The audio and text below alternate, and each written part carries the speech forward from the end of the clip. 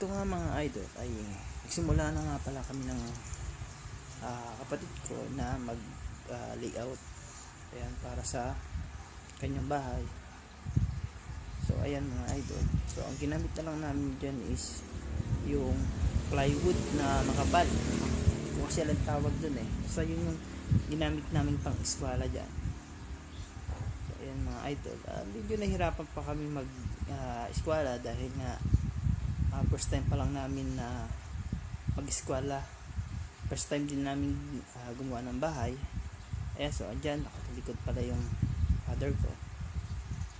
Ayan, so balik tayo. Ayan, so yan gagawin namin bahay ay first time pa lang namin, so dito pa lang namin na susubukan kasi ngayon napakamahal na ng pag-uupa ng mason saka labor, so kami na lang gagawa.